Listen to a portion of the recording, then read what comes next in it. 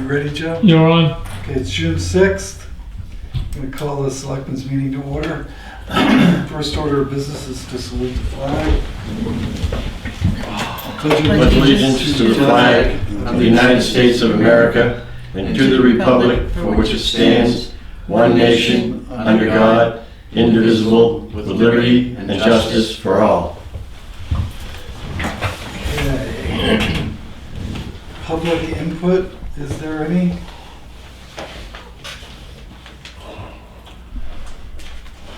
You're not on the agenda. You get this opportunity, and you're going to have an opportunity at the very end of the meeting. That's it. What is the schedule of events? Are we, I'm sorry? at what portion are we going to talk about the security detail? At the end? No, you're not invited to that discussion. That's a non-public. So if you want to put in some testimony about it, go for it. Yeah, do you want me to read this letter? Sure. We can put it in the record as well.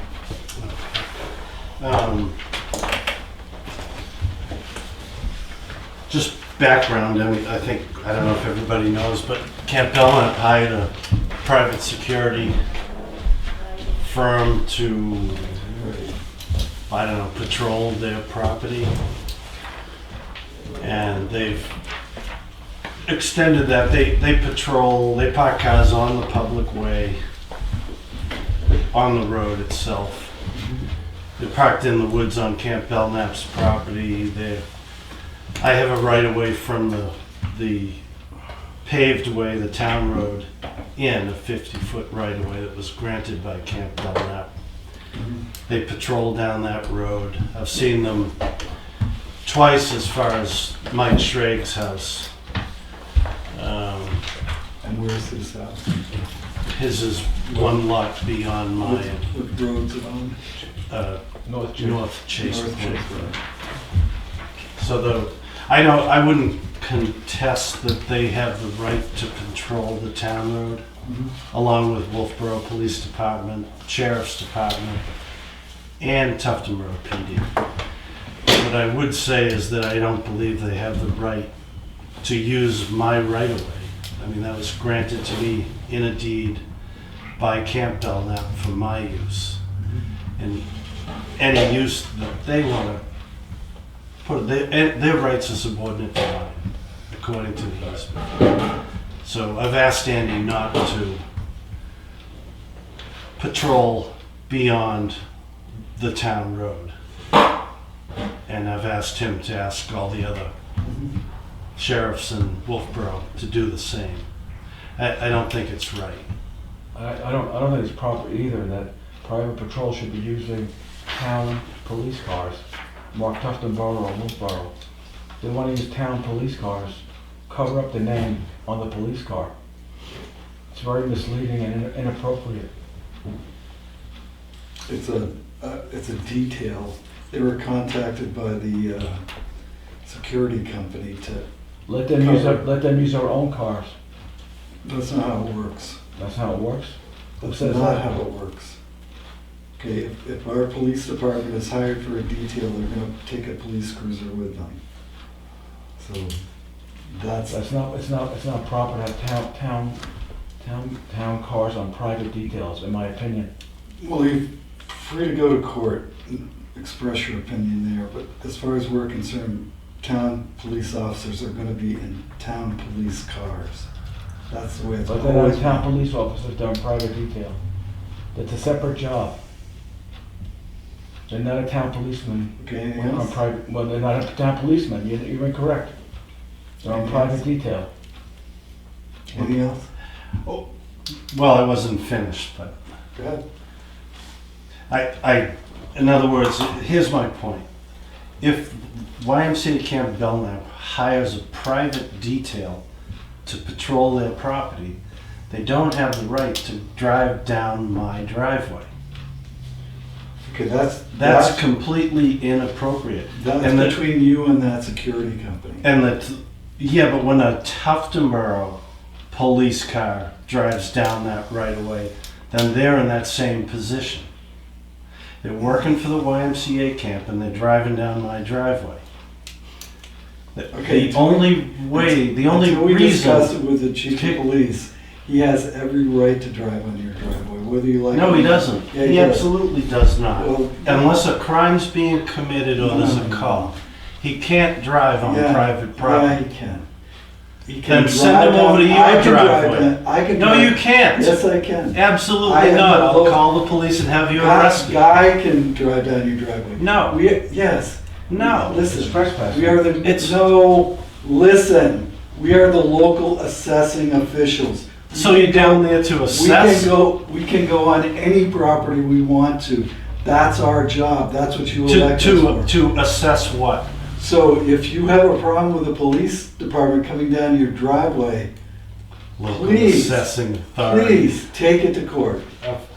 Never heard such bullshit in all Well, my you life. can, then obviously you haven't read any of the RSAs. I, That's how I called the county attorney's office up and I asked So you them have for one an legal opinion. from a county attorney. You need to express your opinions before the legislature or before court. That's how it works. We can. So the you police- think that you can drive down my driveway whenever you want? I know we can. Why don't you try it? I'm gonna go home tonight. Try it. I have no reason to drive down your driveway. You try it and you see what happens. I have What are no, the other selectmen? I know that I have no you're gonna reason. argue to the end of I time. have no reason to drive down your driveway. I'd like to know what the other two selectmen's feelings are They on can that. feel however they want. During Selectmen's updates, I intend to address this subject of details for private entities by the police department. But right now, this is public input, so I'm going to leave it at that for the time being. I'm information gathering. I can't make an opinion. Well, my easement is for my benefit only. You, acting as town reps, don't have the authority to drive down my driveway. Well, they could drive down if they had specific reason and give you notice. If they want to do an assessment or something, that's something else again. Okay, anything else? Just not random do this or, and I think it's very inappropriate for private details to be driving Tufton Borough police cars. Okay. Cover them. We're cover them up. good. We've got your opinion. We know how you feel. We know what your position is. However wrongly construed it might be. Have you got anything else you want to add? And that's your opinion. Fine. I have, Do you have anything else you want to add? I have a related question. So, just clarification, it is okay for police officers to have a second job, like moonlighting or whatever you call it? Being hired as a detail is not moonlighting. The town actually gets revenue from that. So, I don't know, is that what you're referring to? So, well, then I'm misunderstanding. So the town is being paid for this detail Right. and not not whoever's in The the individual police officers, they're getting paid for the time on the job, but they're not getting paid directly by the security company. So the security company's paying the town? Yeah. And the hours of a police officer in a cruiser is his ordinary compensation? Right, they're just getting their regular compensation for being an officer. The revenue for the police cruiser, if you will, is coming directly to the town. All of the revenue is coming to the town. But they're not getting separate checks from the security company, if that's your question. Does it trigger time and a half or anything of that sort? Generally not. I mean, I haven't seen anything. And if it does, then it's the security company's obligation to pay that additional money. Can they do details anywhere they want? Yeah, every time you drive through a traffic stop and there's a police car, that's a detail. That's not normal everyday operation of the police department. So if somebody's doing road work or tree work or whatever, and there's a police car there to control traffic that's going through that, that's called a detail. When we have concerts at 19 Mile Bay, that's a detail. That's outside the Public parameters property. of normal police operation. Can they do details in Wolfboro? Yeah, well, all police departments do details. Yeah. Anytime you've got a construction project on Route 16 or any of the roads, they hire the local towns to do The police state police details. does details. And they're paid by the construction companies. Yeah. It's no different. Right, but that's on a public way. It's on public property. With the exception of your driveway, all the road down there, North Chase Point Road, is a public way. It may be a private road, but because there's more, your house has a private driveway. You have a different definition of I public have the than I standard do. definition of how it works. No, you don't. Yeah, I do. Go check with your lawyer, find out what the real facts are, and then we can have a I discussion. did. No, you didn't. I did. No, you checked with the county attorney. I checked. He's not an I checked expert. with both. Fine, then bring your attorney with you the next time, and we'll have a discussion. And we'll look at the Keep your RSA's. police force and the camp's police force off my property unless they're invited. Anything else? Chris, All right. do you do details in different towns also? Yeah. Yeah, if we have the time, I can hire We have the a manpower. detail and send them over to your property and your property and your property according to Chip's interpretation. no, that's a ridiculous, Please do. Convolution. I'll feel safer. that's a ridiculous convolution. What it is It's that exactly what you said to me, it's No, just it a isn't. mirror It image. isn't what I said, but obviously So- you're not listening, so that's fine. Are we done? Okay, moving on. Review of the minutes. All right, we're out of here. First minutes are Monday, May 23rd.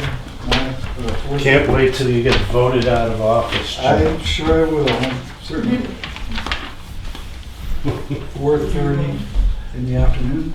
Any I might, observations? I might. I have a couple of You corrections. see that? Third page, third line down, said that planning board's fees are for all intents and purposes. Intents is spelled TS, Yeah. even though they may be intense about it. It's a little different. We drop down to public input where it says MX171. That is motocross with no R and it's one word. That's all that jumped out at me. There's no R. No R.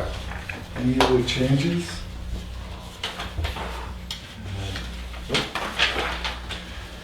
I'll move we approve the minutes as amended. Second? All those in favor? Aye. Okay, next minutes are the sealed minutes from May 23rd at 7:04. I'll move we approve. Second? All those in favor? Aye. Aye. Next minutes are the non-public from the same exact minute. I'll move we approve. I have one correction. The name is Lion with no S. Yeah, that's possessive when you see it. And with that correction, I would second the motion to approve. All those in favor? Aye. Aye. And is that it? Yep. We have no transfer station. Is David Dietz here? Nope. Is he coming? Yes. Kathleen and Tom McPhail?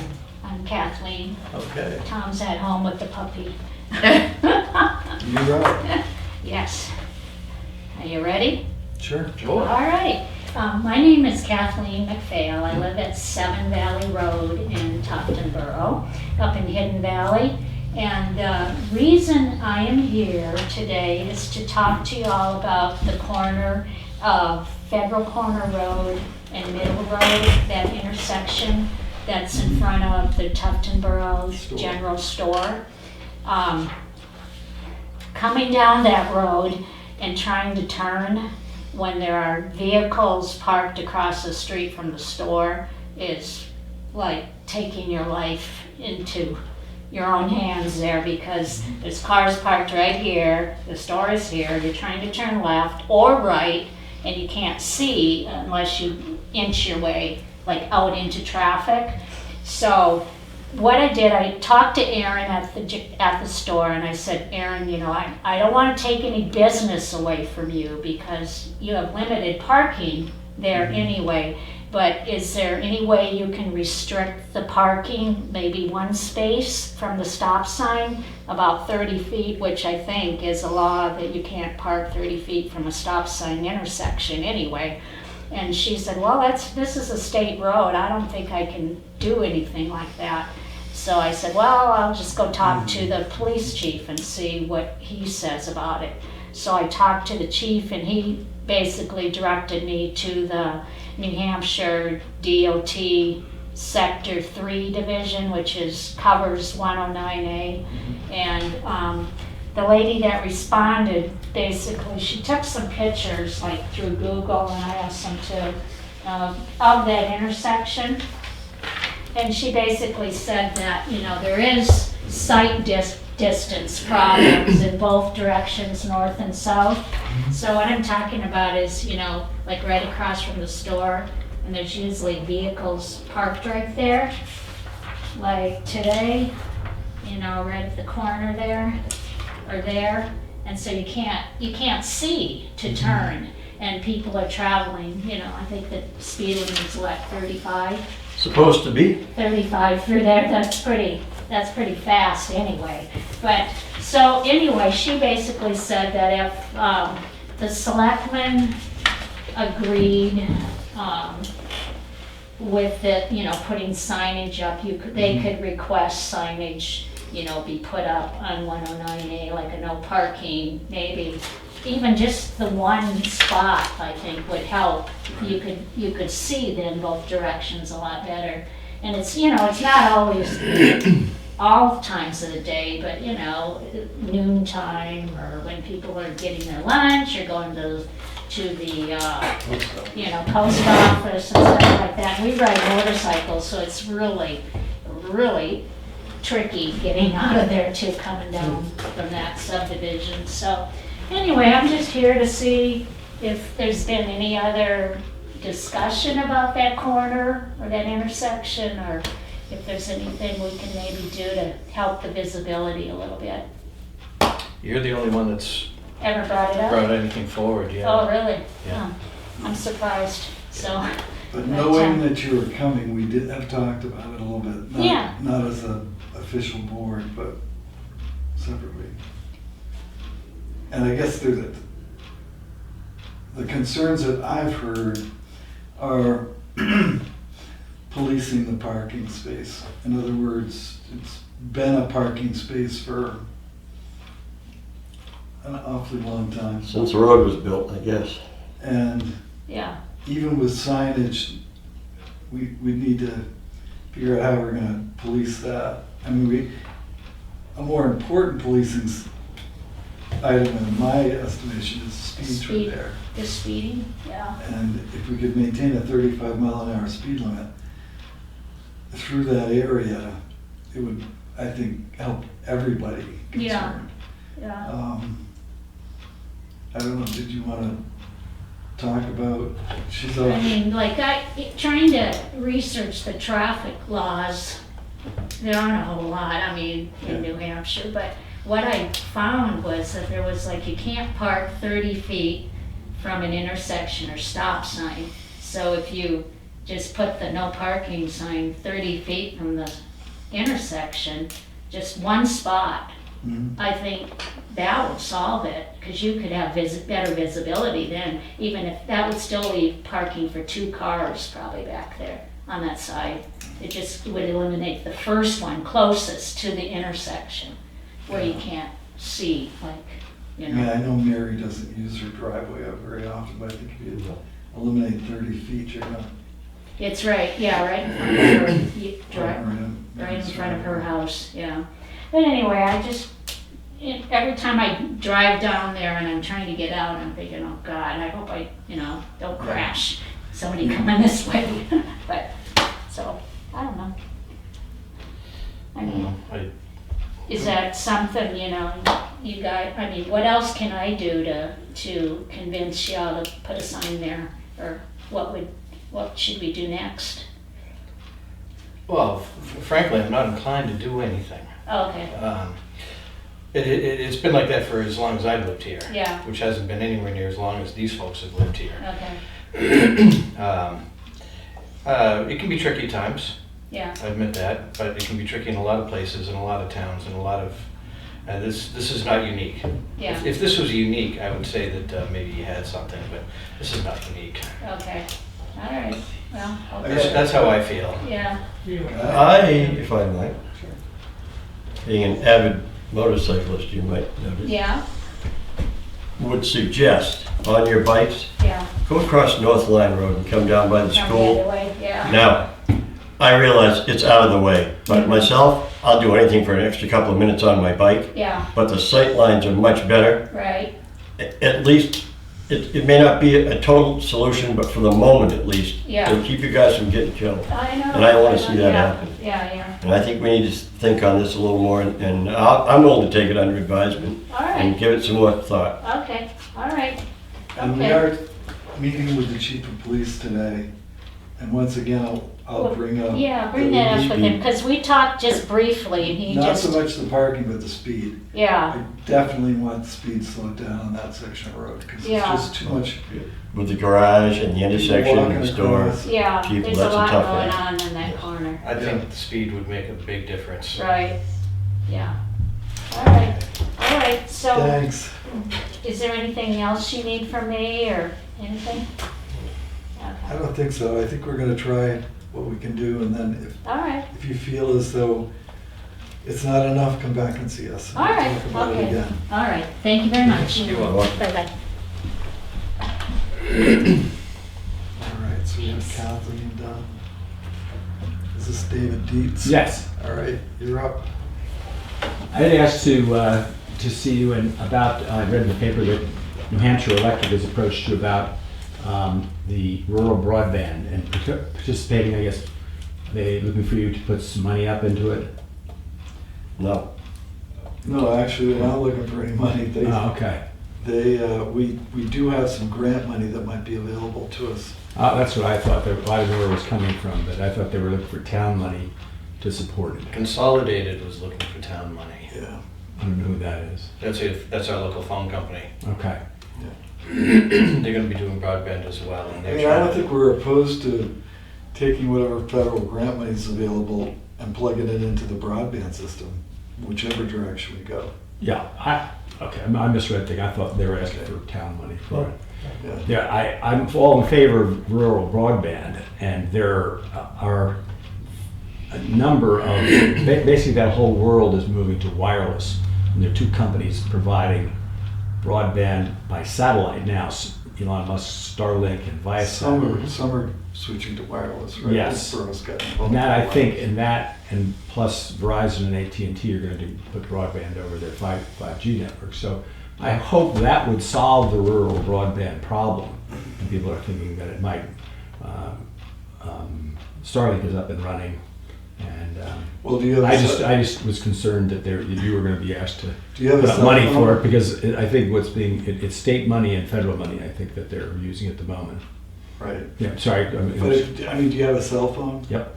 The abysmal cell phone service is Yeah. not helping me think wireless is the agenda that's Yes. going to work. Yes. So we'll have to see what the 2 new towers in town do, or the 3 new towers in town. I think it's a function of, getting permitting for towers and whether they're willing to do towers and permitting. So I know it's been a problem here in some of these areas. And also, I think the switch from 3G to 5G has not gone well. And so people are saying that in a lot of places the service is poorer than it used to be, because I don't think they've completed the switch over. I don't know if the newspaper article mentioned it or not, but one of our huge concerns is that everyone in town gets broadband, because right now they don't. Yeah. And Consolidated and the co-op have both promised that everyone will be served. And it won't be a wire, it'll actually be fiber optic. So that is huge for us as a board. We need to get everybody the chance to. I completely agree. Do that, and so- I hear that in the schools now, these kids all have to have computers and they have to have the internet. So everybody's gonna have to have the internet. I agree with that. And I looked into satellite, and if my neighbors would cut a whole bunch of trees, I'd be all set. But and I'm just obviously one example, but there are others. And but it is definitely our concern that everyone gets broadband. Sure. I agree with that. And that brings up another good reason to utilize the federal grant money, because Right. those grant dollars require that everybody gets broadband. It isn't Mhm. well, we'll get to them when we can. Right. Which is kind of what Consolidated was telling us at their presentation. Right. Would be a long-term play out. I think that for New Hampshire Electric, I've talked to them as well to be careful about this. That's one-time money to support the initial build-out. That business I've done a lot of work in that industry. That business requires a lot of capital expenditures regularly. That equipment obsoletes or every 3 to 5 years, and then needs to be maintained. And then downstream, there are all the operating expenses too. And depends on your penetration rate and how many people actually take it up. If you've got heavy competition, I agree, some people may be blocked by trees, but others who aren't, they may find the existing, these new wireless systems may be better and cheaper. I appreciate the cost going forward. Obviously, is true of everybody. The difference with the co-op is that it's not a profit-driven business. Once you put a profit-driven business model together, which is kind of what you're describing, it changes the numbers completely. Mm-hmm. So you need to get as many subscribers as you can for as cheaply as you can to make as much money as you can. And the business model for the co-op is a little different than that. So hopefully it will work. Well, they'll need to get at least enough subscribers to break even. In fact, cover the capital costs as well as the operating costs, right? Right. Right. And my concern with the co-op is, well, if they don't, right, and they got these big gorillas to compete with, I'd hate to go into competition with Elon Musk, and they're running operating losses, then the ratepayers are going to pay for that. Right, the ratepayers are going to pay for it and then market it out. I mean, the fiber optic cable doesn't leave, it doesn't disappear, it's there, so it's an asset. I mean, I'd rather bet on the co-op than I would on our local cable company, which is our only other alternative, or our local phone company. So the phone company, okay. Yeah, I don't know anything about them. look them up, Consolidated Communications. Okay. See, we don't have a wireline phone anywhere, and so I use the cell phone only. So I don't know I don't know the company. Yeah, okay. Okay, well, that was my issue. Thank you. Thanks. Perfect, thanks for coming in. Posted. All right, Tyler's not gonna be here for another 45 minutes. I can call him and see if he can come. Yeah, see if you can get over here. We're moving along though, so that's not bad. All right, let me give him a buzz. Why don't I do that?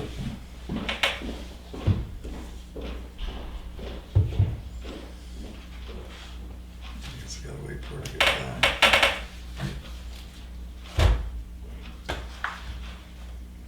Then we'll do some signatures, get those out of the way. Sure.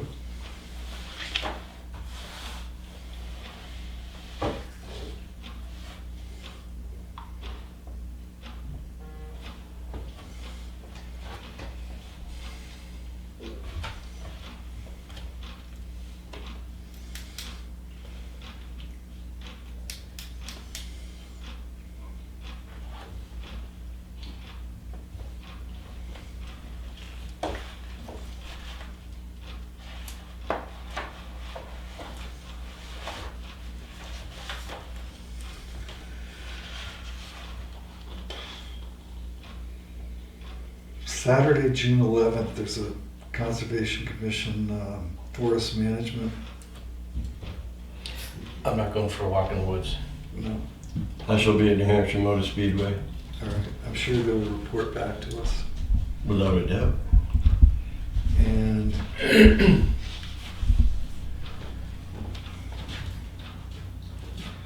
the wastewater state aid grant program. Did you guys read this? I did. We I don't did. really have, Do we have any wastewater facilities in Tufton Borough? no. No. I mean, we don't have any use for this. I don't think I'm sure it's a form letter they've sent out to all the towns. every community gets one. Yep. But we don't feel left out. And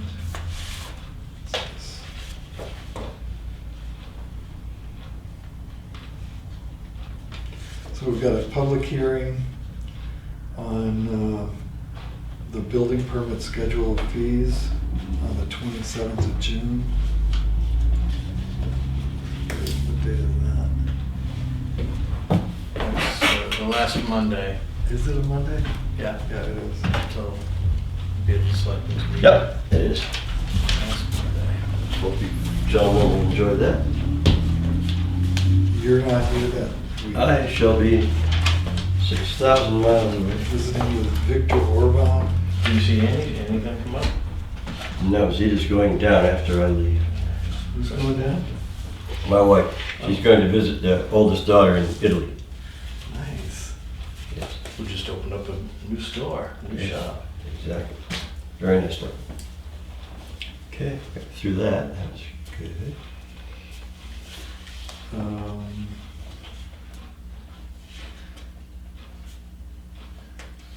I should have had her.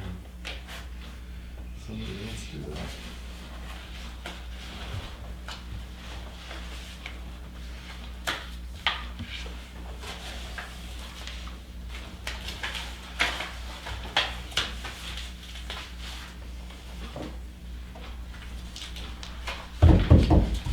Some questions about this budget.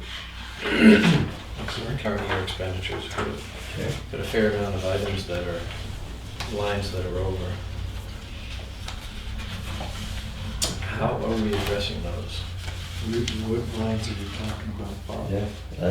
Yeah, Page 2, legal expense, line number 415304, 320.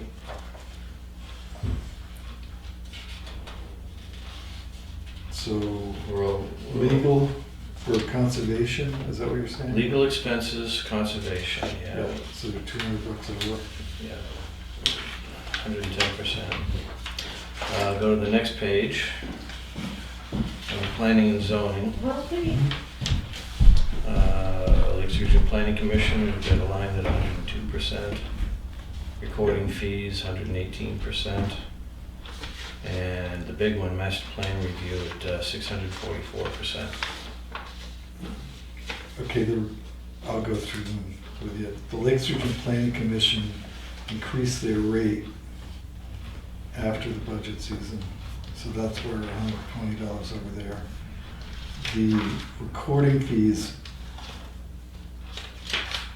are paid by the applicant, so that shouldn't be over, so we'll have to check with Kathy on that.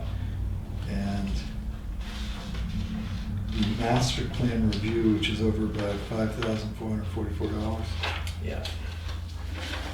I asked that question at the last planning board meeting, and the answer that I got was, well, that's the bill.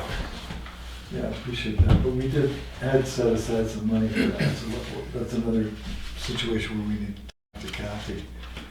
Find out if that was charged against that, or if there was some encumbered money that should have been charged against.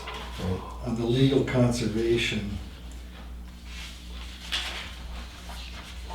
we need to talk to her about that $200, because that could very well be part of that Lion property purchase, which should have been charged against the deal, not against the Conservation Commission.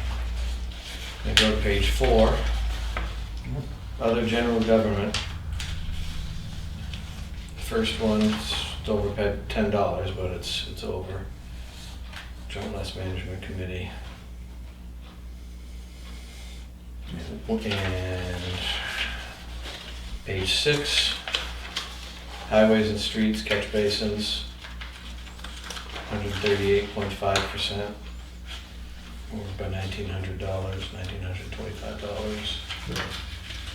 Page 7, spring maintenance, we're over by $4,500, or 111%. Page 8, direct assistance, last line, 106%. think that was, electric and telephone. I think that was it. Right. So what do we do when when we have lines that are over? Well, let's take direct assistance, because that's where you ended up. Okay, the total direct assistance budget has a positive balance of $4,030. It's difficult when you're budgeting to know how much money is actually gonna be asked for shelter, or for fuel, or for electric, or for food, or for medical. So you make some estimations over on the far left column there of 3,000, 1,500, 500, 1,500, 1,500. And obviously, the electric and telephone overspent that line, but there's nothing spent on fuel, medical, or food.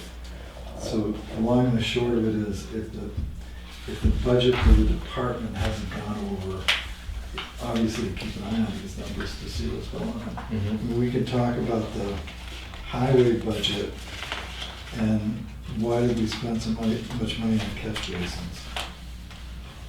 Where was that money spent? And if it was spent, for instance, on Shirley Way, there's a warrant article for Shirley Way. So we need to make sure that the operating budget wasn't charged money that should have been charged to a warrant article, for instance.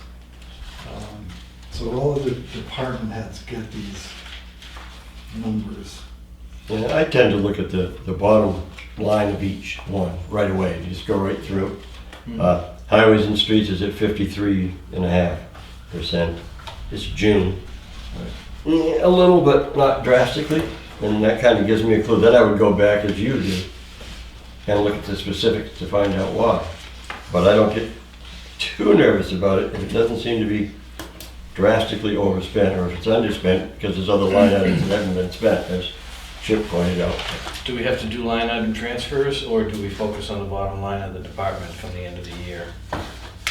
We don't have to do any transfers at all. In fact, the department can end in the red.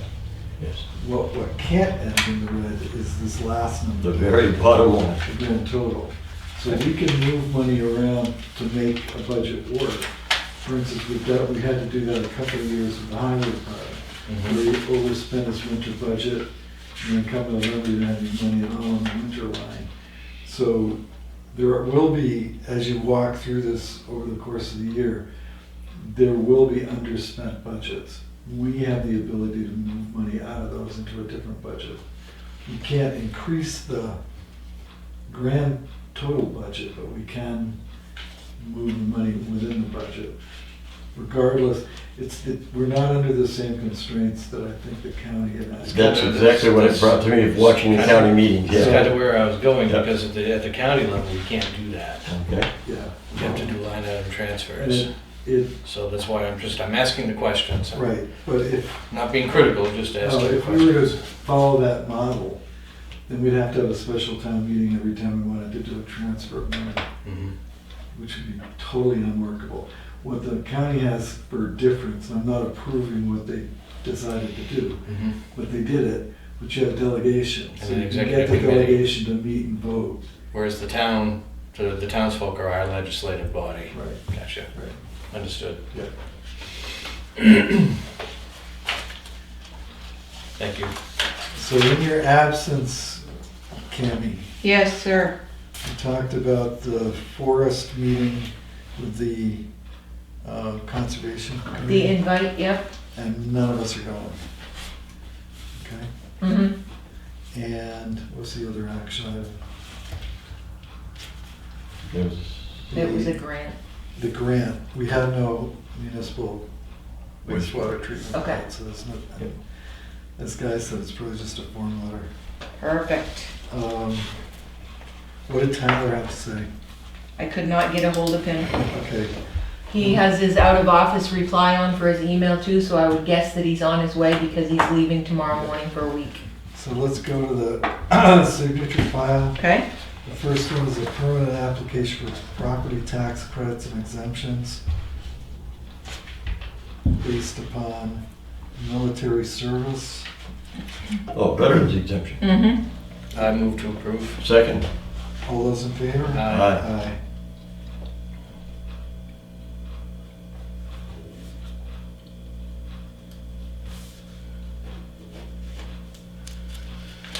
Okay, and they're coming out of the woodwork. Got another military exemption. Move to approve without hesitation. Second. All those in favor? Aye. Aye.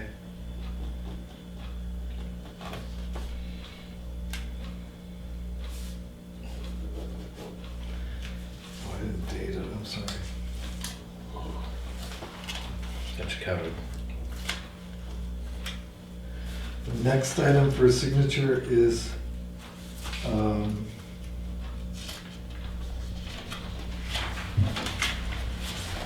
notice from the Department of Natural and Cultural Resources with regard to fire wardens, forest fire wardens, forest rangers, I'm sorry.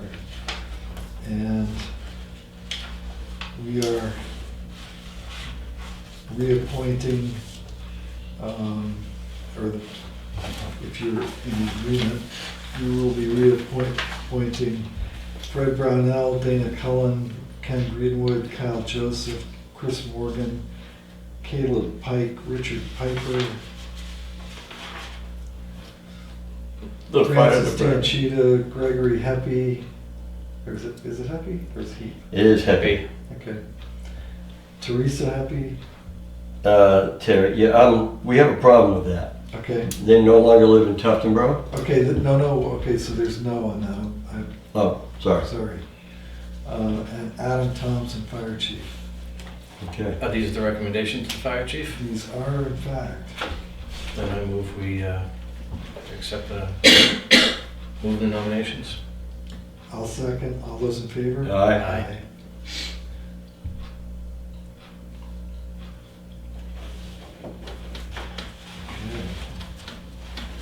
Take two signatures? Why does it got two arrows? Yes, you have to sign 2 spots. Where? I don't know, because that was given to me by, they had it marked when it came in, so. Yeah, I'm chairman here. Mhm. Then we've got 2 selectmen. 2 selectmen. Oh, yeah, I think that's all we're gonna get. and then that's the other page. Okay. So this is a 2-part. form. Correct. No, this is different. This is for a deputy fire warden in the name of Roswell Skip Galvin. Mhm. And I'll make a motion that we sign this. Second? All those in favor? Aye. Aye. Did that right? Thanks.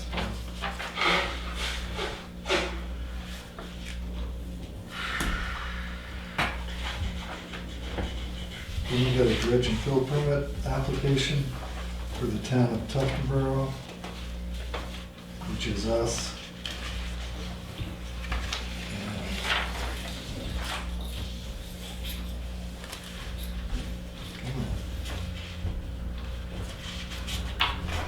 We've got, this is for the 19-mile bay, 19-mile wharf, and it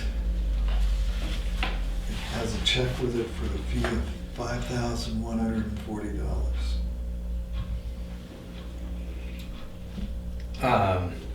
Is there an expiration, any kind of expiration on this? Because if we don't get to do this year, No, once you get the permit, I believe they're good for 5 years, but we can ask.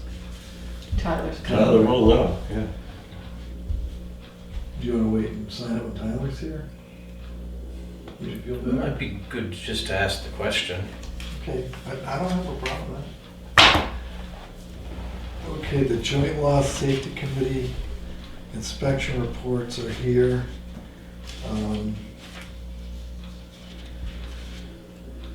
With the recommendations, did y'all get a chance to look at the recommendations? I did not. Okay. I didn't either. It's not gonna change anything for you, want to look at it? I'd like to look at it. You don't have to sign it anymore, it's just me signing it.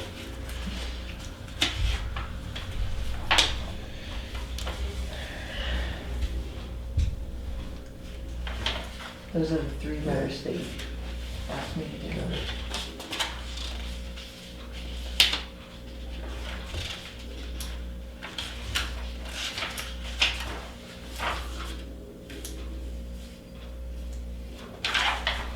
I don't see anything serious.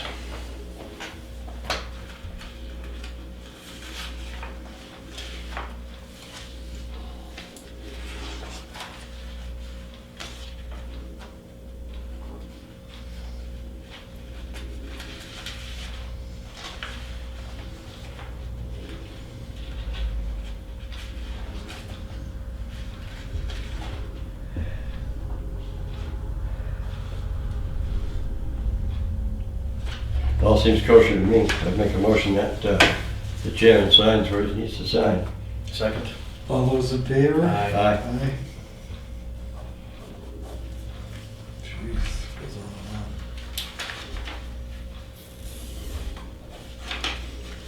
on. I'll sign them while we're talking. The next item for signature are 3 letters. I think there are 3, are there not? Mm-hmm.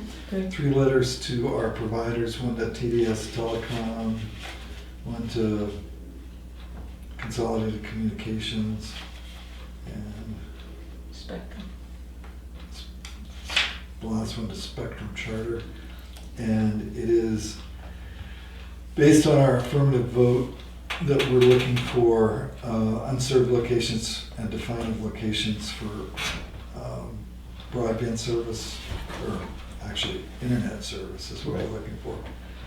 So we need a copy of their geolocation of all the unserved or underserved locations in Tuftonboro.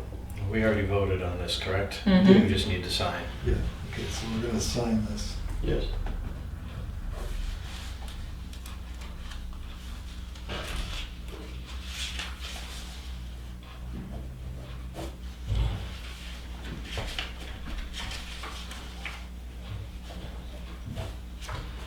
Okay, the next is a request for abatement. Did we take a look at that? I did. Okay. Did you have a chance to as well, Bob? Yes. So we're gonna be abating the 2022 June tax bill value by $91,000 on this piece of property.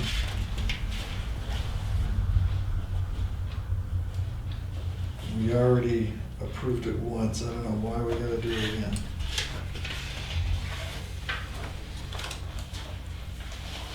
Well, I guess we do. So we approved this change in 2021, and I guess it didn't stick. So I'm gonna make a motion that we approve it for 2022. I'll second. All those in favor? Aye. Aye.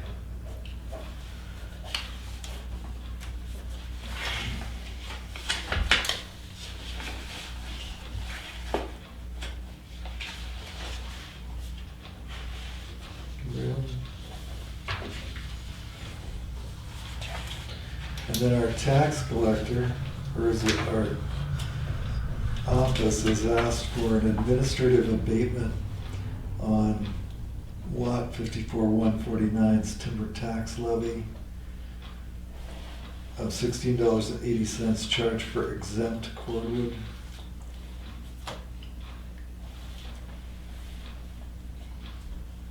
And this, we need to redo this. Because this, William Markison's no longer on the committee, on the Board of Selectmen. And got an original warrant yield tax levy for $197.25 for lot 30-3-5. Make a motion to approve. I'll second. All those in favor? Aye.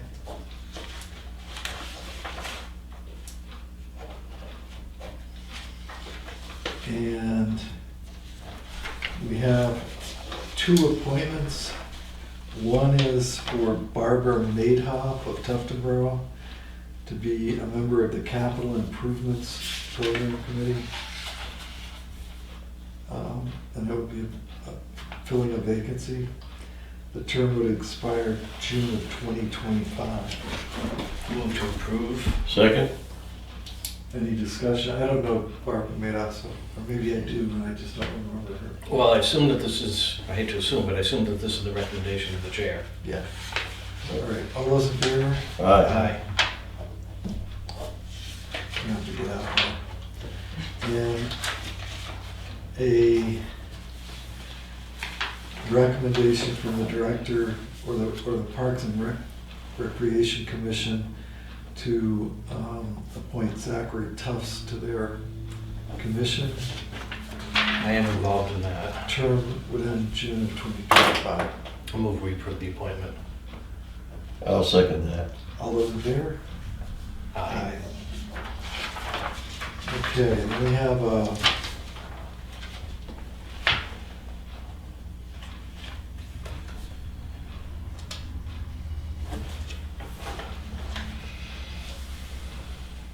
why are we giving them money? What? So we got, are they giving us money? No, it's made out to Carroll County Registry. Okay. So, They're adding 1.25 acres to their existing current use. 45 acres. Yes. Okay, I got it. Sorry. It's okay. Afternoons, I get corrected. But luckily, Me Mr. too. McGorder will make sure I'm run out of office. Did you have your nap today? So, no, I didn't. Thank you very much. So the property owner, the Lovitz are adding an acre and a quarter to their 45 acres of land. Motion to approve? Second? All those in favor? Aye. Aye.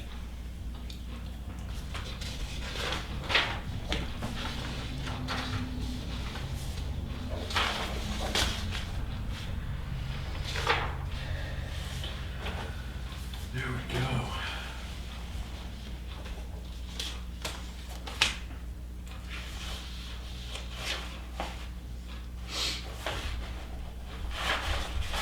Guess that goes with the forest ranger part.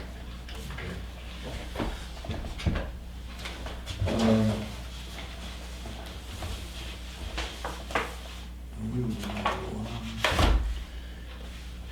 In correspondence, we've got the Tuftonboro Times article,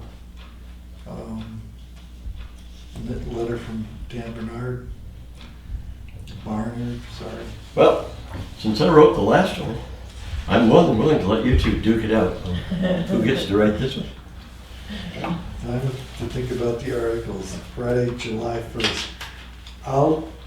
I'll make sure Bob isn't thrown into the bus this time. Okay. So you'll have a couple of these to read before he has to scribble one out himself. Okay. So you're writing it, am I right? I was hoping you were gonna say you're writing it, but I'll write it, yep. We have an invoice from Headwaters Consulting, which we're gonna discuss a bit. The mowing schedule.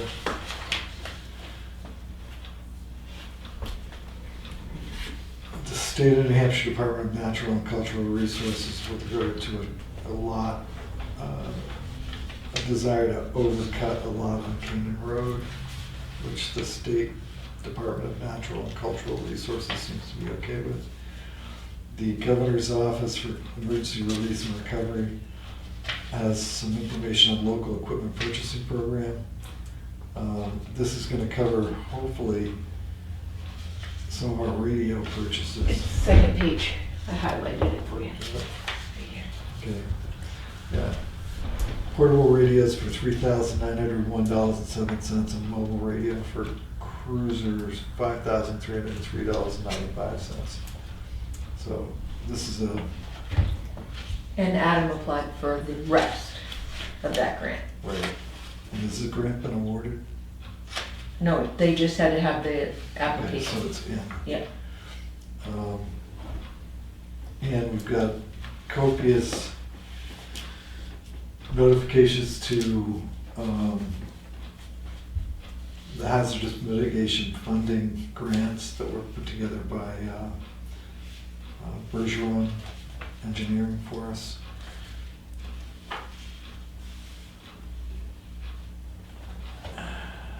That goes with the thick packet right underneath it.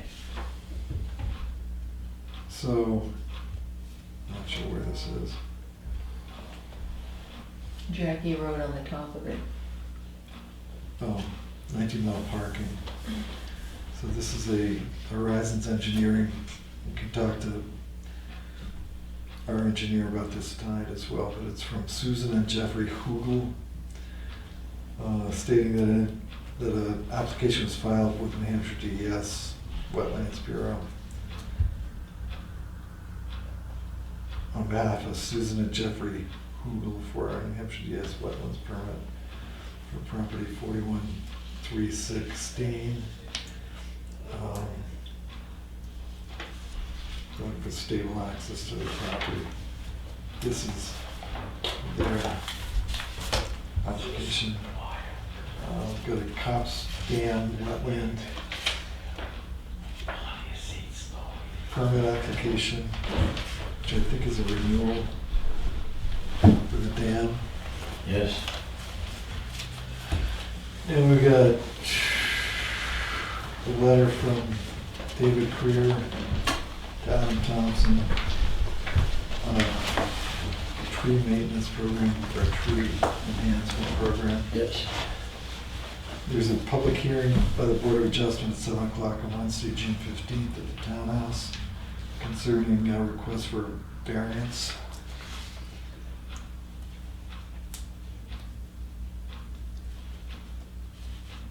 So there is a public hearing on a petition seeking a closure of 19 Mile Bay on Lake Winnipesaukee to seaplanes in its entirety. Specifically the westernmost end of Chase Point behind the west side of Island Island and to the westernmost end of Sawyer Point. This public hearing is July 7th at 7 p.m. at the Tuftsboro Central School Gymnasium, 205 Middle Road. And if you want to testify, they'd like to hear from you ahead of time. There's a note on here that it's the same date and time as a particular concert we're having at 19 Mile Bay. That little sticky note was from Andy. They're doing that concert detail, so. Was it June or July? July. July 7th.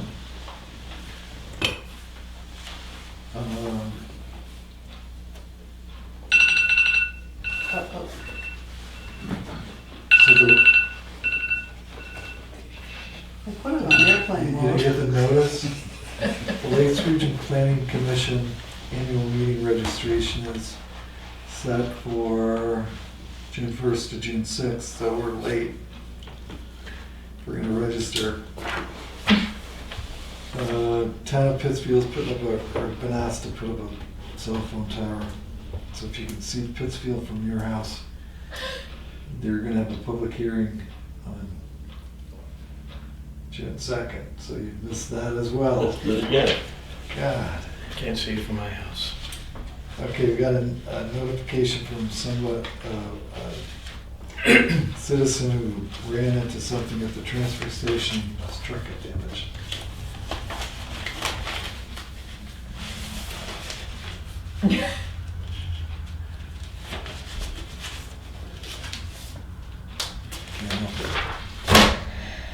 So, I'm early. yeah, you don't have an appointment either, so. Yeah, I Yeah, did. she Do does. you? Where is it? 6:15. non-public. How does an average citizen come to non-public? How's that work? Well, when you're gonna talk about people's reputations, it's Yeah, been we know what non-public. your reputation is. All right, Tyler, you're up. Oh, yeah, great, thanks. Well, Okay. you guys asked me, I think, to come here, but I also, we're kind of dual service here, to, Yeah. are you okay with me sitting here? Do you want to come? No, I'm not. Would you Okay, sit at yep, the of table, course, please? yep. Thank you very much. Sure. Mobilize my paperwork here. Okay, let's start at the beginning. Yes, We've got a standard dredge and fill wetlands permit here. Looking for a signature, we got to check with it. We got a brand new selectman, so let's explain to. Sure, yeah, yeah. Bob Murray. Hi, Bob. Good to meet you. Tyler Phillips. Local boy made good. Yeah. At times, yes. Yeah, I work for Headwaters Consulting, and it's been a little bit of a history here. I worked for another company beforehand, and the town initially was going to make some repairs to Union Wharf down at Pier 19. And the type of repairs that they wished to make, which were pretty basic, at the time, DES was not going to, the way the wharf is constructed makes it difficult to make those repairs. The wharf was built such that you really would have to tear it. There's pieces, the components that are not easily undone and repaired. You kind of have to pull it apart to put it back together again. And doing that would involve a pretty major permit and construction costs. So we learned that from the state early on.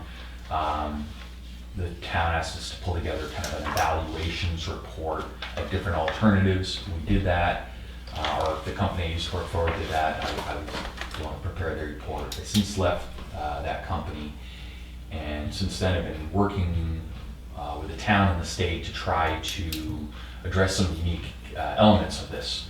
That being that if you just replace the wharf in the same footprint, rebuild the whole thing again, you could do that. It's a grandfathered structure. It's been there for 100+ years, but because the state never sought from the governor to acquire the land that they built the wharf on, it's actually put fill in the lake. It's a grandfathered structure like many others, but when you want to expand the footprint out more than 6 inches, as might be needed for the type of repair that the wharf needs, you have to obtain a grant in right, which is actually the governor will sell, and the council will sell this lake, part of the lake bed to the town to enable them to make the repairs. So it's according to the guys at DES, it's not been done in 75 years, so it's taken some time to get to this point. And so we're finally there when we can submit an application for the approach, but I'm happy to answer questions. Jumped over kind of why we sought that approach, but that's in the application, how we came up with the approach and the alternatives for it. So we chose a sheet piling approach because of its durability. Right now the ice does some pretty major damage to the wharf, and we looked at a couple alternatives that still kept it as a timber wharf, but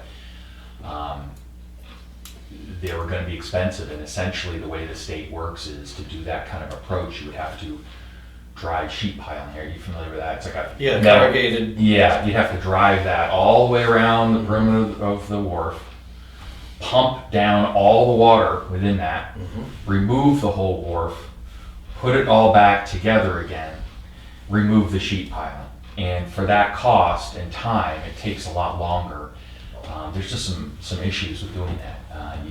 It takes weeks to pump the water down. You got to monitor the color of the water, and for that cost, I think amongst other things, we figured, hey, let's just put the sheet piling in for good, and it'd be a longer lasting project. So in essence, what we're doing is just wrapping the existing wharf with sheet piling. We're just going in the outside face It's made of steel. with steel. How's steel gonna last? Well, In the water. longer than the wood. And so that's 50, 75 years. And right now, this wharf, as my understanding, was done in the 80s, the last repair. I talked to the guy who actually worked on it. They'd like to build this, they'd like to work on this one. And so that was done in 1980.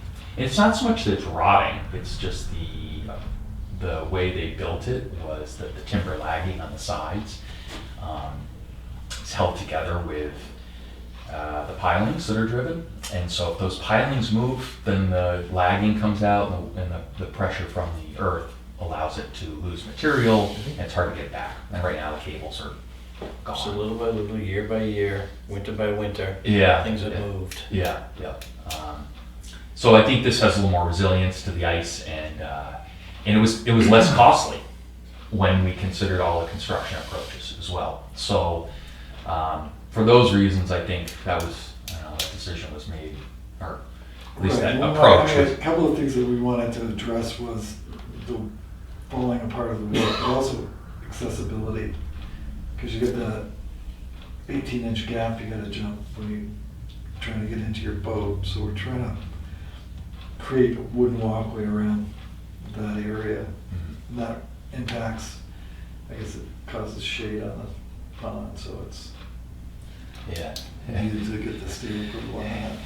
Yeah, that's a good point, Chip. The part of this is not just rebuilding the wharf, it's actually putting a 6 foot, well, 5 foot wide, but I'm gonna share with you guys, I actually did increase it to 6 because it'll make it ADA. 5, the approach is to put the planking along the side of the wharf so it would hang out over those corrugations. You'd still have the upright tie-offs and they'd still stand proud of the edge of that decking. So, you know, boats aren't rubbing up against the sheet piling, but that gap between the boat and the decking is considerably less. And as a matter of fact, I even talked to one of the abutters the other day, who's the president of the association there, the porter, Bill, and he was saying, oh yeah, there's an elderly lady that fell down between it. I had to run over there, so I thought that was, you know, coincidental, but it must happen enough that, you know.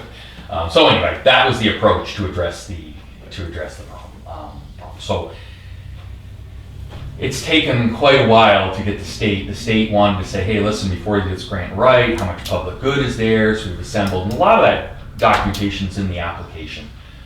So it's not just a standard wetland permit application. Actually, it has to go to the governing council and just, you know, convince DES. The law says DES has to be on this, Department of Environmental Services has to be on board and support the project.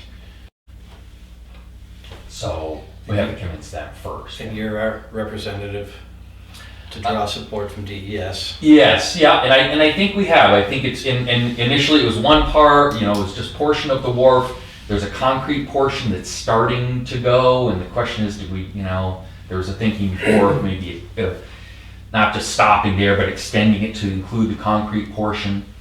So we kind of initially had the okay, all right, we can bend the rules, or we can you've justified this initial portion of the wharf, but then we add another piece, and then so that took another period of time. So it's taken some time to get on board. It's so to be clear, if you're familiar with the wharf, there's 3 segments of it. One is a dock portion. It does not address that wooden dock portion. It's just the gravel infill and the concrete portion. And essentially it's wrapping those, but the complication in terms of it doesn't sit tight. We would have loved it to sit right tight, and if the wharf was straight and true and parallel, it would be pretty straightforward, but it's not. The wharf actually tapers in and it wanders a little bit, as something might over time. So we had to strike a line that would be a relatively straight line that would allow us to get the way that you affix the, you know, cross ties, you know, across one side of the sheeting on one side of the wharf to the other side. And various approaches. I've talked to a couple different contractors that do this. Some wanted to do a cross tie every single sheet, and that seems like a, you know, belt and suspenders approach, very strong, and that makes it so that you basically put a rod all the way through both sheets, and you put a washer on the end, and it keeps it tight. The problem with that is those rods, the price of steel, are very expensive right now. So another contractor said, well, the other approach is you use less rods and you put a steel beam behind it. The steel beam is tied to each of the sheets, and then you need fewer rods to that common point. So you almost put a bracket on the backside. There's 2 different approaches. Our permit the design plans or the permit plans accommodate either. So depending on the approach, and I think that's, you know, down when we get our permit here, probably put this out to bid or maybe even an RFP, because I think we don't want to limit, if there's someone has a great idea that still works within that footprint, or less money or whatever, we want to keep that flexible and open. So that'd be my suggestion of how to handle it. But through the plans, we've got it accommodating either approach, whether you go all the way across with the rods, every single sheet, or this kind of common bracket behind that allows you to presumably save, I gather it's save on money. Seems like it's steal one direction, steal the other. How much money?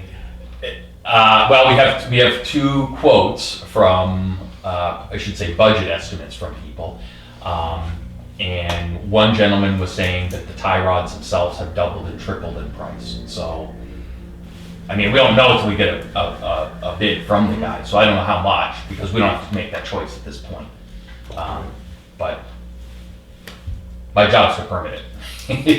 And the permitting, and when whatever the chosen contractor will provide a sealed drawing for their approach, the shop drawing. Will you be writing the RFP as well? I can assist that, yeah. Because I think an RFP would be a better approach than a bid. Yeah, yep, I agree. Yep, especially with this, it's somewhat unique. And there's some people have experience at that site and some don't, and you know, so there's a lot of, some unique elements to it. It's not done all the time. So yeah, it's not my contract to do that yet, but I guess if you guys want to down the road, we certainly can. So one thing though, before you sign, and this was kind of a game day decision here. We had originally called out, like I say, 5-foot planking. 5 feet seems plenty wide enough. However, it occurred to me that because some of these posts are nested within, or sitting back in, we will not have 5-foot clear space there. So to make sure that we're ADA, I said, let's go to 6 feet. I don't think it's going to break the bank yet. It will assure us we have 5-foot clear space. And I think it also gives, one of the uses too is to, if there's emergency response out in the lake, the ambulances, my understanding is they drive out there, and so being able to wheel those and have someone on each side of the gurney, I think would be helpful. So I think it was a wise choice. yeah, I mean, and you're allowed, it's not a permitting threshold. Over 6 starts to get a little questionable, but 6 is allowed. So that's a difference, I'm sorry, in the plans that I provided to you guys. I was like, boy, you'll see penny wise and pound foolish in a month. Yeah, I if we can't don't- see any resistance on DES as part of the Governor Castle for trying to be ADA compliant. Right. And it's over, it's not like it's extending more of the lake, it's extending over gravel, what do they care? I'm happy to pull the plans out though and review those with you, because I don't know, we've brought in plans at various times kind of along the way, but if you want to see and you point out the features, I just don't know if I have time. How are we doing for time? I mean, I'm fully interested, and I would love to see them. What I can do, if I could have a set, I could review them on Yep. my own time. I'm going to leave 5 sets with you today. I guess the only thing is, my hope is that we want to get this in. There's a sequence to doing all this, right? I'm going to mail butter letters that include the certified receipts in this, get your signature, then and the check, and then has to get the town clerk's signature, and then 1 copy goes to DES. So since the town clerk's not here today or right now, my plan was to leave 4 sets for the public. 1 is for the selectmen, 1's for the Concom, 1's for the planning board, and 1 is just for the public to come in and view. And then 1 is in this envelope ready to be mailed to DES. So I'll leave plenty with you, but I guess the question is if there was any decision, if you didn't like the approach, at that point we would have signed the application and submitted it. So it's. I'm not opposed to this at all. Yeah. Is there a public hearing component that? There will be, but it's on the grant and right. Right. So the 2 things that I think the DES wants to see at this stage is they want to see that it's permittable, can be built. They want to see the plans, that you're not going to increase the footprint. That's what they really care about, is what is the footprint, outward expansion on the lake. That's what we're permitting. And we're permitting a structure. There's some flexibility in how the structure's done, and I've included that note in the plans to allow for some flexibility by contractor's choice. But they want to see that, and I think they want to see that it's, there's public support for it. And I think along the way, we've included in the application, and I think we met that hurdle when we did this public demonstration of public benefit. Well, we had a warrant article that passed. Yeah. So that's the ultimate public support. Yep, If they yep. want to spend money. Mm-hmm. So I'm happy to go over them with you. I just don't know if I don't know. If it was an earlier meeting, I probably would accept that offer, but Well, you can always, if you leave the package, I'll review it on my own time. Okay, yeah. And call me with questions. I mean, again, there's still, we're not cast, it's not set in stone. So that was one element. The other element is I've tried to, the way the state works with docking structures is that they have certain limitations how close you can work to the property line. And Gary said I wouldn't pull out the plans, but I think this is kind of an important piece here. house next door. Sorry? House next door. Well, they're both. I mean, we had a boundary survey done, and these, if you look here, here's 109 Union Wharf. Here's the initial part of pier, the boat ramp that comes in. The footprint of the pier itself is this outline here. Okay. These are the property lines. So they follow, they're offset from the pier, but you can see on this side, they're right along. As a matter of fact, once you get past the property line, this is the lake right here, this is the edge of the lake. Once we get past there, if you take the imaginary, what they call the imaginary extension of the property line, matter of fact, part of the pier is over that. Now, that in and of itself is not a problem, but the state has an RSA. It says you can't create a dock, you can't construct a dock that where a boat tied up would cross over the imaginary extension of a property line. Well, here we're already over it. So Rainey, I think, is looking. Pelletier from DES is looking to say, hey, how can you make it more conforming? Well, we can't. By the very nature of this, we have to extend outward. So compare this. This is existing to this is the proposed, and so this yellow is essentially the outward extension. The sheet piles, the zigzag, and what I put on the plans is we would drive these sheets along a straight line. They're as parallel as I can get, and they're off by 1 degree. Drive the sheet piling around to envelop it. We would backfill between that and the existing wharf, and there's more detail to it, but with stone. And I gave ourselves a foot so if they have trouble driving sheets, we don't want, the project's got to stop and we go back to the drawing board with permitting. So I've said on there that we are allowing 1 foot of variance, so we could extend this out up to 1 foot on the sheet pile itself on either side. So I have tried to get a hold of this abutter. I've called him a number of times. I think it's often better done in person. Try to invite him, left messages, say, hey, let's come down, discuss this. I haven't got a call back from him. I have explained in the application where I feel that there's all these different permissions under different circumstances, but the main one that DES may question, and I feel pretty good about this one, is that we're not creating a docking structure within 20, if you're creating a docking structure within 20 feet of someone's property line, the property line, not the then you need to get a legal document that authorizes that work. What I've showed is we're not constructing a docking structure within 20 feet of this. And here too, this is too shallow for it to serve as a docking structure. It's still part of the wharf, but it's only 10 inches deep. And so we're not constructing anything here. The next permission you have to get is if you're working in wetlands within 20 feet of an abutter. We're not here, we are here. And then the last thing is this prohibition on where boats would overhang. And although it's already doing that, and that boats already overhang, and they've been doing that for a long time, long before any of us were probably around. It's a steamship. I mean, there's old records of steamships coming in here. This was on the old 1900 USGS map. It shows this as being a port for steamships. So despite that, though, we may still need to get permission from him both to work within 20 feet and for the boat overhang.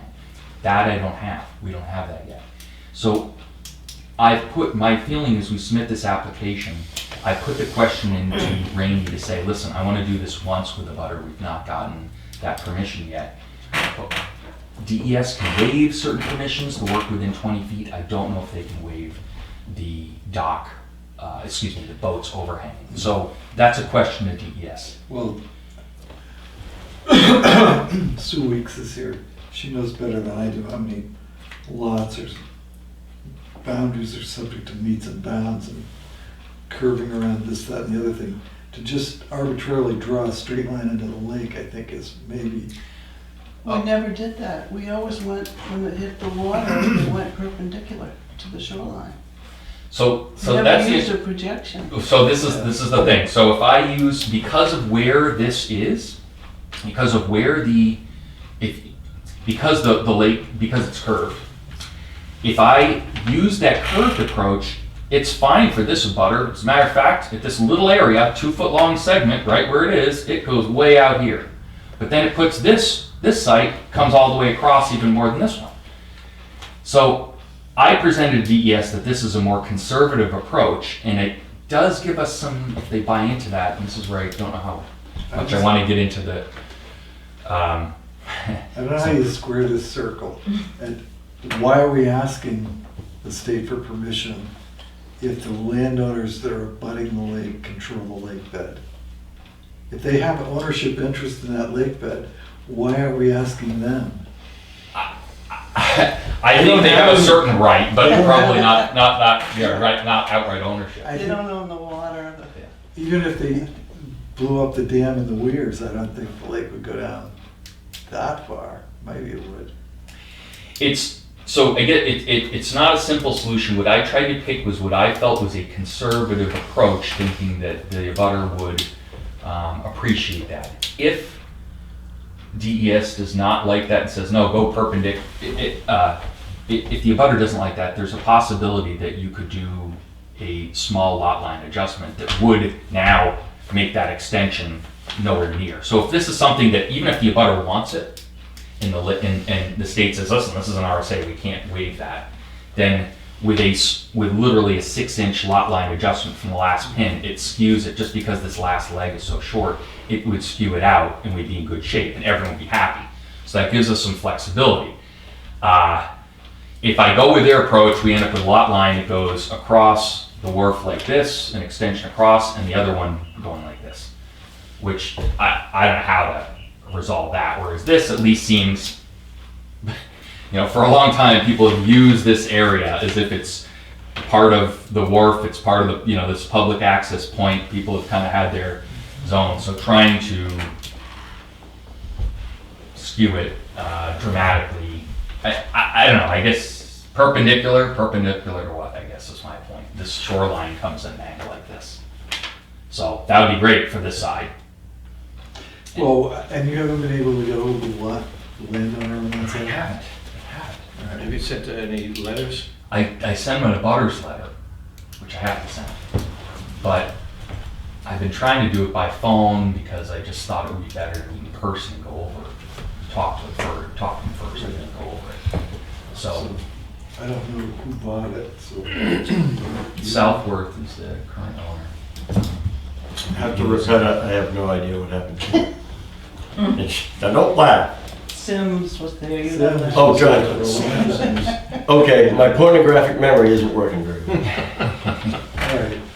So it's not perfect, but I guess we had permission before. I thought when we started this project, it since was sold. I think it sold very early on, just when we started the project, is I think the way I recall the history of this. But so my feeling is this goes to DES, and there's some stuff that they're going to have to resolve and tell us what they think. If this is a hard stop, you can't have a boat overhanging, even though it currently does, and you can't make a non-conforming situation worse, then I think, in what I basically said to Rainey in the email, I said, listen, we're ready to submit this thing, but I want to get your read on this so we work with that landowner once.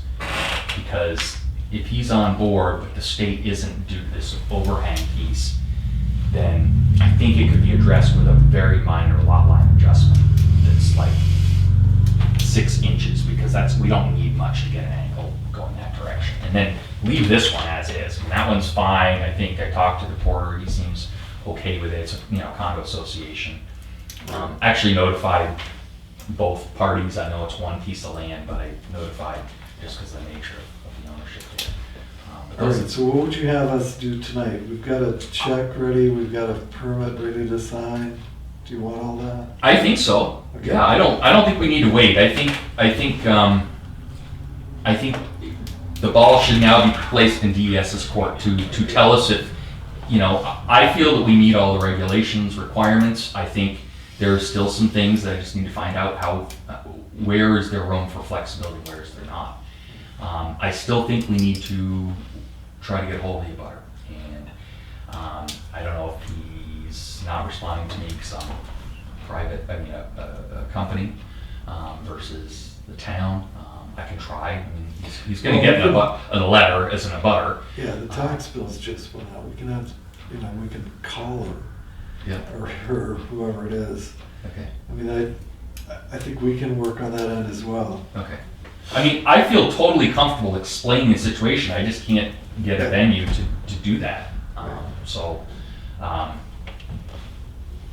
I think we can submit this, and if DES says no, we need that permission. Okay, then we need that permission. Then we know that's next step. But let's not.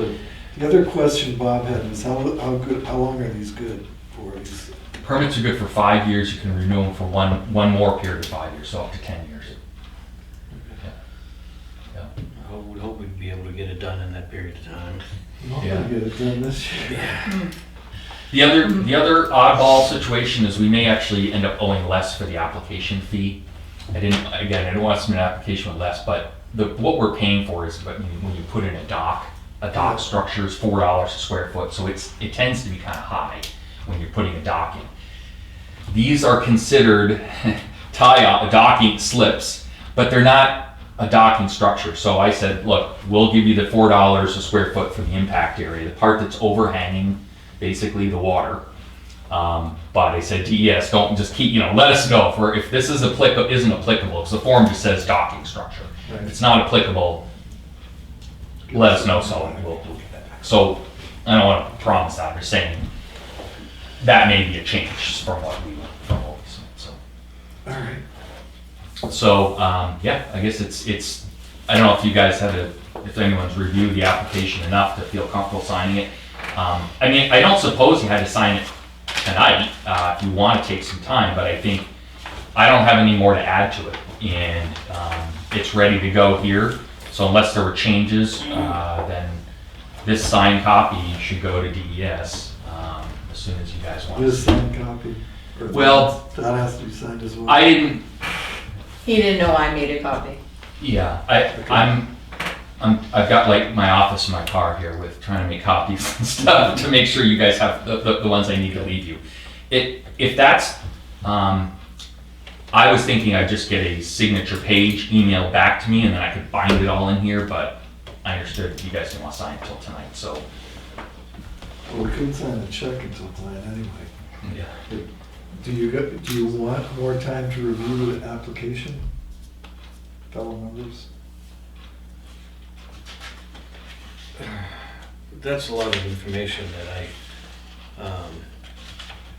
is out of my scope of professional abilities. That's why we hired him. Yeah, we've hired Mr. Tyler Phillips from Headwaters to do this work research. If we can't trust him, well, If Mr. Phillips says it's ready to go. yeah. It's ready to go, but I will tell you, again, you're not signing anything in there that has any, that's an error or omission.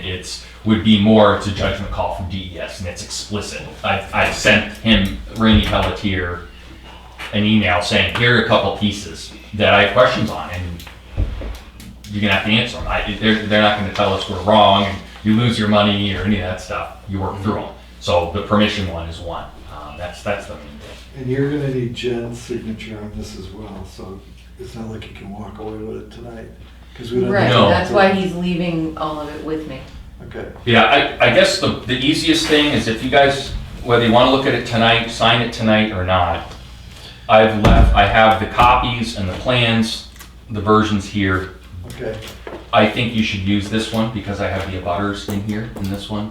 Okay. That one I think was just sent as a draft copy so you guys could look it over if you're comfortable signing it, but, so. All right, well, I'm gonna make a motion that we sign the copy that Tyler has Provided. Right. I'll second that. And Jen's gotta sign it, so it's got to be here. Yeah. I mean, technically, she's supposed to sign all these other ones too, but that doesn't have to happen before you mail this, so it's just, I had to mail out the abutter letters first and let them know when it's available at town hall, so you could have someone coming in here tomorrow morning saying, hey, I wanna look at the application. So it would be then this would be the one here. This piece, so this one here is, what we need is initials for those sections there that just sit at the top. It says, the best of the signer's knowledge, belief, required notifications have been provided. That's a butter notices, and I can show you, I've certified receipts of that. Do we need all 3 signatures, or do we? Just acting, whoever's acting on behalf of the landowner, so. The information submitted on the application is true and complete. And the signer understands that submission of false, incomplete, or misleading information constitutes ground to deny the application, revoke the approval. And we're not a wetland signer. Okay. And if the applicant is not the owner of the property, each property owner's signature shall constitute certification. All right, so do we vote already or not? We did not vote. Okay, all those in favor? Aye. Aye. Aye, okay.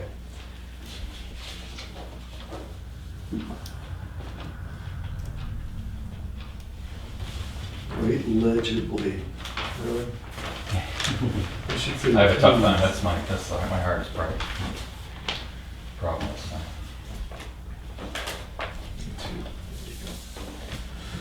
And Check. we'll put the check. It'll go all right in here. This will be ready to go. We're not signing this. Yeah, you do, you sign it. There. You're the, another selectman. I just want to see one more spot here. Yeah, I mean, you only need one signature, believe it or not. Yeah, the others, if you're an applicant, it's different, so if you had a landowner versus the applicant. Okay, So what I'll do is put this, Jen, yep, this one, I'm gonna put this is gonna be the one that goes to DES, right here with this package, the same thing, that's the- plans. And this has an address on it, so this goes to DES, and these other copies, it would be ideal if they were signed by you guys, but it certainly, these should be signed by Jen, by your town clerk as well, so it's a little more. What's the time frame for hearing back? Treasurer have to do that one too? So, put the corrections on there. We'll hear if it's complete in 30 days. Okay. Then after that, then they review it for technical completeness. That's 50 days, working days. And then the grant and right piece will occur concurrent with that. So that's a public hearing that takes 30 days. But so my plan is, let's get this submitted. I'm going to follow up with Rainey Pelletier and see, what do you think? Are we good? We have all the signatures, but I would say the thing we need to work on, it's almost assuredly will we need the signature for that abutter to the north. The question is it just for a signature for like normal wetlands? Every time you're working within 20 feet of property line, you need it, or is it something related to specific to this project where we have needed something extra? So I'll find that out. But I may need some assistance reaching out to him if he's unwilling to respond to me. Yeah. I think it's a job. I think I'm probably blocked at this point from calling him. I've left messages and, Yeah. and details. So we'll have our office call him. Okay. Find out. All right. So these are the remaining 4 copies. These get distributed to, one stays available for the public, and then one goes planning board, conservation commission. One is your copy. And you're saying it's ideal if they sign It would be best all if of they, them? right, Okay. right. That's why normally, it's just if we sign one page, you send it back to me, then I can just include it in the package, bind all these packages up. But I kind of have these half-bound these packages have been bound, and yet, it's fine. Okay. As long as And No Jen one's gonna has to bust sign the them tops. all as well. she should. Yeah. Yep. Okay. Yep. So she'd sign this one, and you put the check for this one. Now. Yes, the check's in there. Yep. Yep. And there's Check's your in other there. check. Oh, okay, great. All right. All right. Was there anything on time? I think there was a question about timing. I don't know if I've used up all my time here, but in terms of timing for Well, it sounds construction. like we're well into the fall before you're gonna have this thing wrapped up, so. It could be, and I think, some of the I think bidding something out, it would be a little better bidding it out in the fall Right. for the following year. One of the gentlemen who was very interested in the project said he's booked up, but he gave, and I could share with you guys the quotes, it's just that he should really look at the plans. I don't, having the plans, he looked at the initial version of them. It was his idea, one of the ideas that I included in there, but, I think we should do things in a sequential manner. Right. Yes, Okay, Okay. let's put it together. All right, Thank you. thank you, thanks a lot. Thanks, Tyler. Good to meet you. Same here, thank you. Okay. Selectmen's updates. Planning board meeting earlier last week was canceled. Yeah, good. Okay. Residents of Bay Road, which is our access down to 19 Mile Beach, would just as soon not have that road salted in the wintertime. They think there's no particular reason for it. It's polluting their wells, according to them, among other things. And anybody that uses that road in the wintertime is going out on the ice with their camps anyway. And so a salted road doesn't seem to do any good. Thought I'd bring that up. Then, the next time our road agent comes in, You'll have to speak. let's put that on the agenda first. Sure. Got that, Cammy? Then we get into police details. I've been bombarded with questions and concerns about police details. I've got Chief right here. So, it's fairly obvious that town has been providing police details for security to Camp Belknap. Some, yeah. So, yes. We're adequately staffed to do that at this time, Yep. Everybody's here and they're doing it on time off. which means we should be adequately staffed to do town functions, as long as there's not two that are coming together. Yeah. Okay. And you are the issuing authority, I guess, for the details? Yeah. I hadn't heard that anything was happening until the citizens brought it to me, so I was wondering about that. I don't really want to make a motion, but it'd be really nice if the selectmen could see that in advance, I think. That's all. What do you need? You need to make it as a motion if you want. Did I make a motion that we have the police chief submit an application or notify us when he's going to provide a detail, especially for a private entity and not something to do with the town function? Well, I'll second it for discussion, but I think what we have to think about is that every entity other than town government is private. Right. So, So the Parks and Rec Commission, for example, is private? no, that's a part of the town. That's what I'm saying. But if a paving company Mm-hmm. decides to pave 109 or 109A Yep. and needs police detail, that's a private paving company, Yes. even though they're doing a public way. I mean, Well, how I'm a onerous, little concerned about how much time is going to involve us managing the police department. I'm not, I'm thinking more along the lines, he just zips an email over to the secretary who can tell us we're gonna do a detail here and we know about it. So that when people come and say, what's going on, say, it's a detail.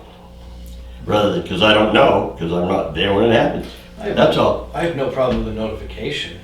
I don't want to get involved with micromanaging how the chief runs his I don't either, department. but I'd just like to be Yeah, just- notified ahead of time so that when somebody asks me a question, Yeah. I have the answer. Yeah, Much like when there's an incident, a traffic accident, you guys let us know. Yeah, my concern is, just notification, I have a problem with that. If we're trying to get approval, because sometimes we get them like that, Right. Yeah. Sometimes the selectmen don't meet for 2 weeks. And that would, But an email can be sent I out. can send an email, that's not a problem. and it's the security company that's hiring, is my Yes. understanding. Yes. Okay. And And I it's, realize people hate the facts. We had one in here relatively recently. But the security company's hiring the police department. Camp Belknap is not hiring the police department. So. You wanna, and it's pretty much, are you, s- it's not, it was, they were doing it around the clock, and they had some they couldn't fill sometimes, but they did want us to fill what we could too, but Yep. obviously we didn't fill that many.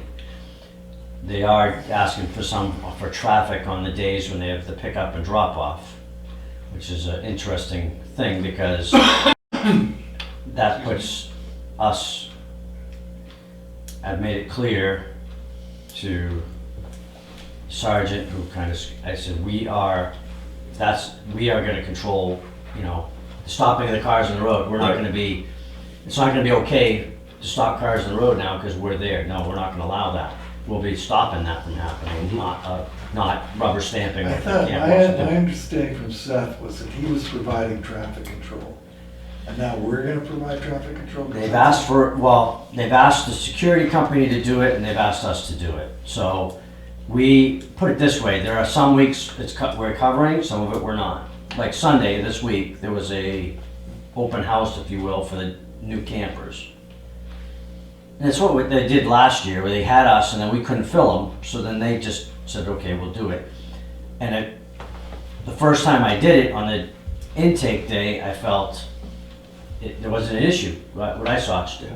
But apparently later there was on a pickup day, and that's, Yeah, but I don't know how you can satisfy the requirements of the police department and Well, because- be under their payroll. I can't understand how that works.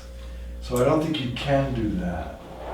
So if you have a complaint, an altercation, whatever, your job now is policeman, not traffic control.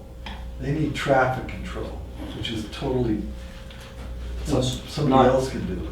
unlike a paving thing, if you will, helping traffic come and go, if we're asked to do that. Yeah, it's a little different in that you've got all of those people showing up to drop off their kids. So it isn't like the average day on 109. I'm just concerned that if you have a problem down there, where do you draw the line between police work and? Well, that's detail the work? difference, is that if they're doing it, they will do whatever they, if we're doing it, we're in control of it. I've told them we're gonna hold them and that we're not gonna allow the road to be blocked up. We're gonna stop them. We're gonna be the ones saying, no more cars come out of the field. They're coming up through the field, getting a COVID test like they've done in the past. Likewise, I've said on the days when it's pickup, I've said, if somebody pulls up and parks, what happened last year where there was a line of them built up during that was pickup day, parents came early, the camp wouldn't let them on the property. If we're there, we're gonna be telling the parents, you gotta come back at, when it's time, not to block it. And when you're doing this, Yeah, you're working as a subcontractor for them, not as a police officer for the town, right?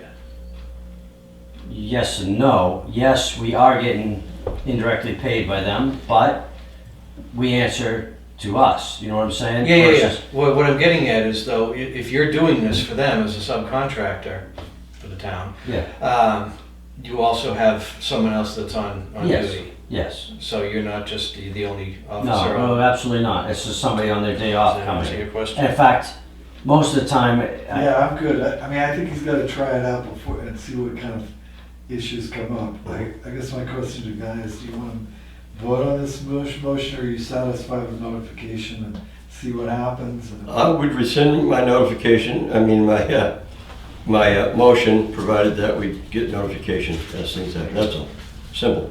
But again, that way, it's, again, much like when you have a traffic accident, and people wanna know what happened, the police chief and the fire chief have been good about letting us know as soon as they can, so that when we get bombarded with questions, we know what's going on. That works fine for me. and so going forward, I know they've asked an occasional one. I don't know what days they've asked for them. They're not doing around the clock right now. They're asking for occasional, and it's gonna be mostly the security. Going forward, it's basically drop off and pick up. And a lot of those times are, there's several of them that are filled by some of us, and some of them are, we're getting a lot of help from other departments, because we don't have the people signing up. You know, we don't have the people on days off to sign up. We had a couple of people concerned about when you're doing this security detail for Camp Belknap, that you avoid going on other people's property. Is that something that you can do? Can you stay on Camp Belknap property or town property? We were on Camp Belknap property. Right, but there's a right-of-way issue. I mean, I And don't we know. didn't, we I don't didn't, know that the police department's subject to trespass law. yeah, State v. Lathrop and other case law, but Yeah. we weren't anywhere, the way I want to word it, things were blown out of proportion, in my opinion. We were way down, we weren't, and technically, I mean, looking at, you know, the municipal association thing on the roads, private roads are subject to whoever has easements and whoever owns the property there. They're both have the ability to say something. But we weren't there, and it was, yeah. We weren't down, we were up a ways, Well, that's not what we were told, but I certainly didn't help things out. but But then you can't fix stupid in this town, and as far as I'm concerned, people who don't fucking listen So shouldn't come to these meetings. So you don't have you're not subject to trespass. I don't believe we're subject to trespass either as the town assessors. we are if we go, there's certain ways we could be, but we weren't even, we were way up. And So I think if we can avoid that, and we are. I've talked to the security company, and that's we're fine. way up. May I make a point of order? Sure. I don't think language like that is appropriate in this venue. We're on cable, and I appreciate your reprimand. Thank you. And if Mr. McWhorter thinks he's gonna drive me out of office, I may not even run. So I have no patience for that I know. sort of I know. attitude. You know, we're either gonna have a reasonable conversation about a reasonable problem or a problem, or we're gonna pontificate. I'm not a fan of that. So you had a problem with that issue. What was the other? Oh, we gotta go non-public for the two other issues with you, I think. Okay. Or one other, no, there's two other issues. Yeah, there's 3 non-publics listed there. Yeah, do we have anything else for public? My update's updated. Is there any public comment? Joseph, Hey, Chip, go ahead. what's this pantomime? Don't entertain that, just cut the conversation short and like. Yeah, I tried, but. I know, but I'm here to remind If it were a morning meeting, I would have, but at this time of the day, I just can't do it. Okay, please I'll try refer to. to 91A and. No, Bob has scolded me and now you scolded me, you want to do it? Come on. I'm all set. Okay. I'm not gonna guarantee that I might not, at one point in time, be quite profane. But I'll do my best All now. right, I'm gonna make a motion that we go into 91A, non-public meeting, 91A, :3, Roman numeral 2, parent C for reputation. Pike, aye. Murray, aye. All be aye. Thank you. Thank you.